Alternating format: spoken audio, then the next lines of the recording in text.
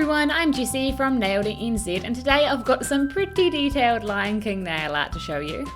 First though, I wanted to mention that I'm uploading this video to two platforms, YouTube and Vimeo, and the link to Vimeo will be down below.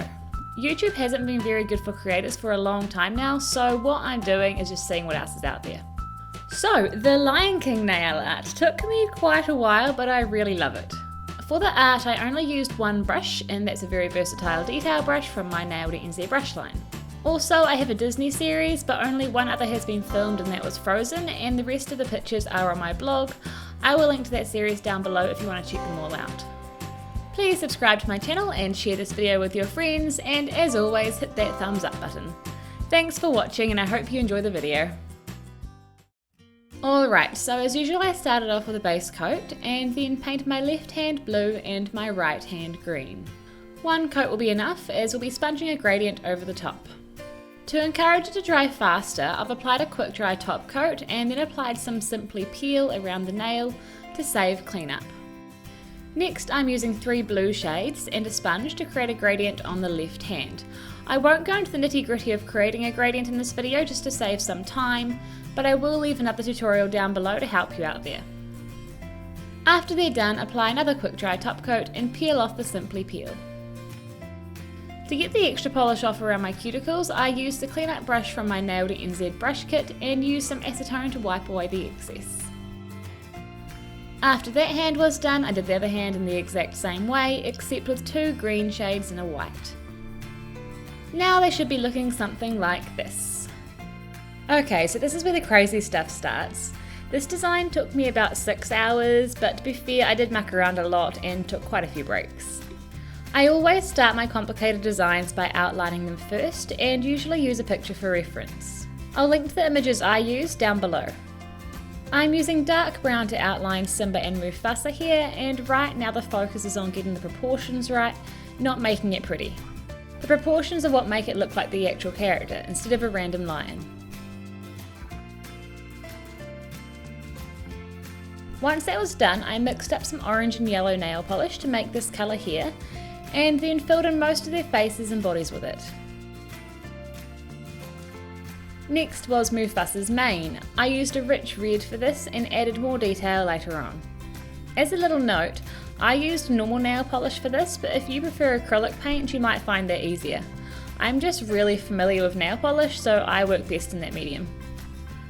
After the mane, it was time for brown for Simba's ears and Mufasa's nose. Both of these characters have light patches of fur in some areas, so mix up a lighter yellow and fill that in as I'm doing here. Then go back over the main fur colour to make sure it's all opaque. Add some light brown shadows around his eyes, and then we'll move on to more detail. Alright, so Simba has yellow eyes, so paint them in, and then use a dark pink to add detail to his mouth. Next, give Simba a pinky red nose and a pink tongue, and then add some dark brown details to his ears. After that, grab the dark brown and re-outline him, making sure there's only a little bit of polish in the brush so that you don't make the lines too thick. Wipe the brush off regularly to prevent polish buildup. Then with black polish, paint on his pupils, and as you can see he's really coming along now. Moving on, just finish the rest of the outlining.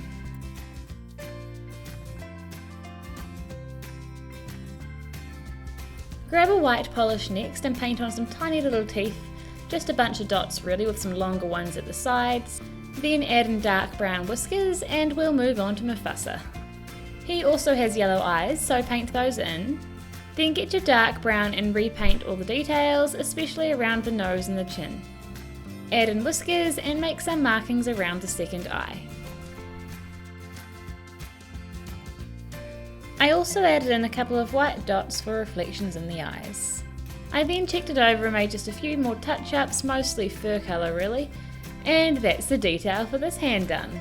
To complete the hand I decided to make it look like they were in the grass, so painted blades of green coming from the base of the other nails. I used a few different shades and then added in some on Simba's nails to make it blend in more. Okay, moving on to the other hand. I won't spend as much time on this one and we'll skip a bit of it as it's the same process as before, but you will still see how I did it. I started out with an outline as before, but this one was a lot thicker because I'm right-handed and was using my left hand for this. To do both hands, I work slower and make sure both of my arms are on a really steady surface. Timon and Pumbaa are the stars of this hand, and as Pumbaa is so big, I made him spill over to the other nails as well. Timon was much smaller next to him, and he was the hardest character to paint, as the surface area allowed for him was no more than 1.5 centimeters high. As with before, after outlining I filled in the characters with all the different colours. It's very much like a colouring book at this stage. Then I started adding in more details, but it got a bit tricky keeping my hand in shot and using my left hand at the same time, so I turned off the camera for the last bit so I could give it a decent shot. Timon still came out looking a bit strange, but for a while there he looked way worse, so I was quite okay with him being like this. By the way, let me know in the comments what detail Disney design I should do next, because I just love doing these, eh? Once the characters were done, I painted on a bunch of twirly branches and leaves across the nails. This was pretty easy. Just use a couple of different browns to paint on the branches, making them a little curvy, and then use a few shades of green to make the leaves. I also added in some more light brown to give it some variation. Back to the other hand, it's time for a top coat.